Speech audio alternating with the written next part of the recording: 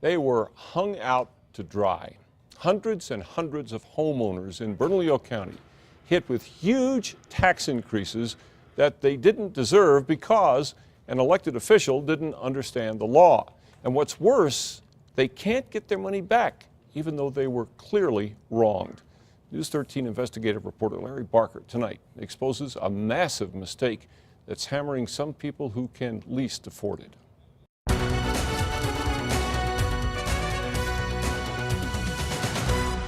It's a heartbreaking issue, what you're asking me, because these people have lost that money. Of course it bothers me. There was no rhyme or reason for that to happen. Josephine and Mansfor Gonzalez, both in their 90s, have lived in the same Albuquerque South Valley home for 60 years. In retirement, they rely on Social Security and rental property to meet their needs. 3 years ago, Mansfor and Josephine fell victim to a scheme that cheats them out of thousands of dollars every year. Who could be so heartless? Some shadowy scam artist? A fast-talking con man? No, it was the government, more specifically, the Bernalillo County assessor. The trouble for the Gonzalez family first struck 3 years ago. You see, even though state law limits property tax increases to no more than 3% a year, the assessor increased the couple's taxes a whopping 86%. Overnight, their tax bill skyrocketed from $2,500 to $4,400. The assessor's office continues to overcharge Mr. and Mrs. Gonzalez thousands of dollars every year. We get the bill, we pay it.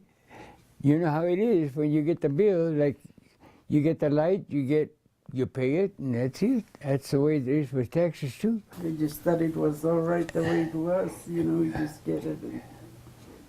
Instead of protesting it, we just go ahead and pay it. Beatrice Tafoya also fell victim to an exorbitant tax bill. She lives in the same southwest Albuquerque home her parents built in 1937. She too did not question her property taxes when they jumped from $695 a year to $1,500. That's an increase of 105%. To date, Bernalillo County has overcharged Ms. Tafoya more than $2,000. Thomas Potter has owned this property in southeast Albuquerque for 30 years. He did not question his taxes when in 2010 they shot up 95%. Over the last 3 years, Thomas has been overcharged more than $6,000 in illegal tax assessments. You think everybody's doing stuff honestly and find out they're raising your property taxes like that's crazy.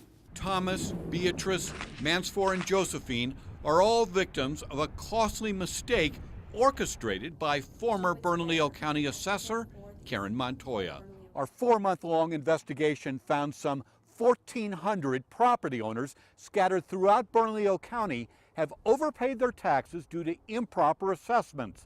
As a result, the amount of money fleeced from unsuspecting county residents could top $1 million. All of the impacted parcels are considered multifamily. However, whether it is a single freestanding home or several units under one roof, the law is clear. It's all residential, and the assessor cannot raise property values sky high. However, Assessor Montoya circumvented the 3% cap by assessing multifamily dwellings as commercial property. Now, because values on business property are not capped, folks all over Bernalillo County were slapped with exorbitant and illegal tax bills. People were beside themselves. Chuck Sheldon is president of the New Mexico Apartment Association. Was the county assessor's action in 2010, was that legal? It was in violation of the law. Talk about being arbitrary and capricious. That's probably the definition of what went on. Bottom line, did the former county assessor hurt people? Absolutely. Examples are scattered all over Bernalillo County. The property taxes at this place on Lucero Road jumped 112%. Here on Rincon Road, up 107%. On Gibson, up 83%. The list goes on and on. Most of the property owners hit with excessive taxes did not question their bills. They just paid them. But 2 taxpayers challenged the assessor's authority in court. Judges ruled the assessor had failed to follow the law, and she was ordered to roll property taxes back to the 3% limit. And while she did comply in those 2 cases, she ignored 1,400 other property owners with outrageous tax bills. She should have rolled everybody back. Demesia Padilla heads up New Mexico's Tax and Revenue Department. That would have treated everybody equitably. That would have said, I'm agreeing with the courts with what I did was wrong, so let me roll everybody back. When she just picked and chose who she rolled back, that's wrong. The government was wrong. That's correct. So did the government then correct it and No. make it right? Those people were not made whole. In this case, the government mistreated them, and they were abused severely. Many of the victims here are senior citizens on fixed incomes. And when taxes went up the way they did, that cut directly into their income. And when you're 85 years old, you have less mental acuity to go in and debate with somebody that this is wrong and don't understand the rules, and you believe in your government. And because property owners did not formally protest their bogus assessments 3 years ago, today they are stuck with those high bills, and the law does not allow for refunds.